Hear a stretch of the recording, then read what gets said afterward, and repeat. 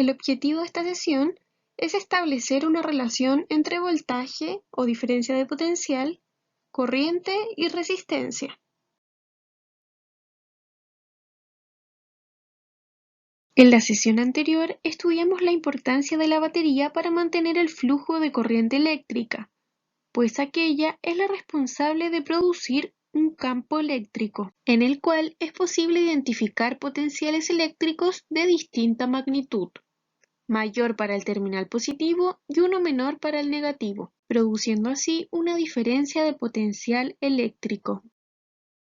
También estudiamos que la diferencia de potencial podía variar dentro del circuito eléctrico con respecto al voltaje proporcionado por la pila, y esto se debía a la resistencia eléctrica de los materiales, impidiendo con ello el movimiento de los electrones. En esta sesión veremos qué relación existe entre diferencia de potencial o voltaje, corriente y resistencia. Para comenzar, utilicemos una vez más un circuito sencillo formado por una batería, un interruptor y una ampolleta.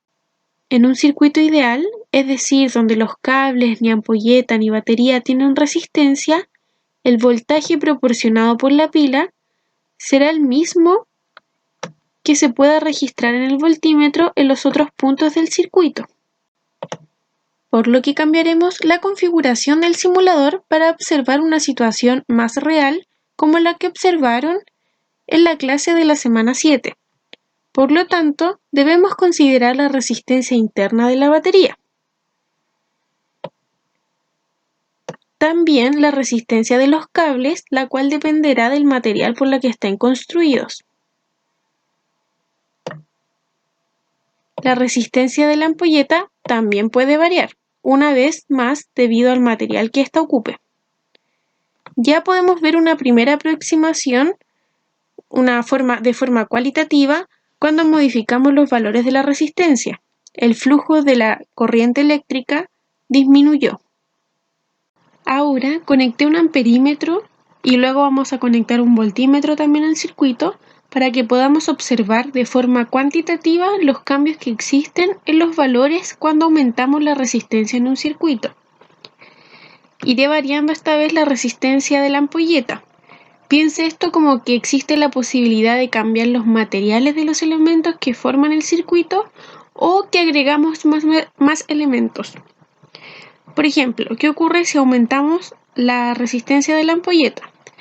La corriente está en 0,65 A. Veamos qué ocurre al aumentar la resistencia.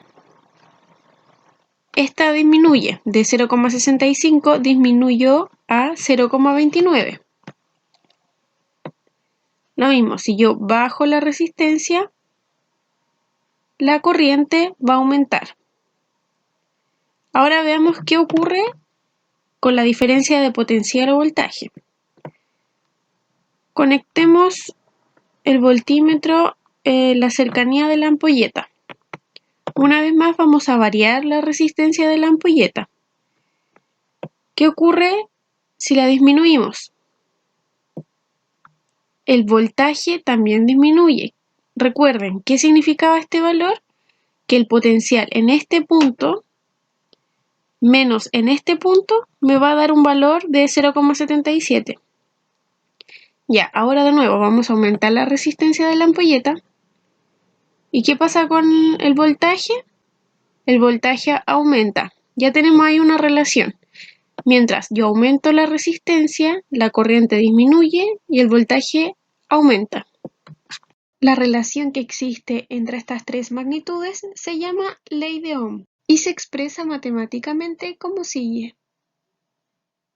La resistencia es igual a la diferencia de potencial sobre la corriente. Acá tenemos otra forma de presentar esta relación. Ahora veamos lo que ocurre cuando la resistencia es constante en nuestro circuito. Es decir, no vamos a cambiar los materiales de los que están construidos nuestros elementos del circuito y tampoco vamos a variar la cantidad de estos elementos. Entonces, si aumentamos el voltaje, veamos lo que ocurre. Aumenta también la corriente. Fíjense que esta representación Si yo aumento el voltaje, me aumenta la cantidad de baterías. Bueno, también me aumenta la letra que representa el voltaje. Y la corriente también se modifica. Esto lo representa a través del ancho y el largo de la flechita. Entonces ahí vemos, de nuevo. Si la resistencia es constante, si yo aumento el voltaje, la corriente también va a aumentar.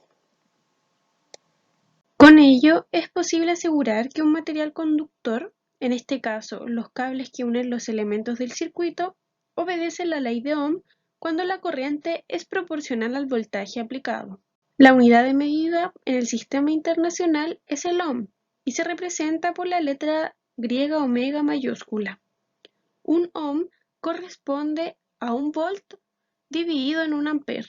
Ahora, para la actividad, considere lo que acabamos de estudiar, la ley de Ohm. Primero, considere estas tres gráficas y revise cuidadosamente cada una de ellas.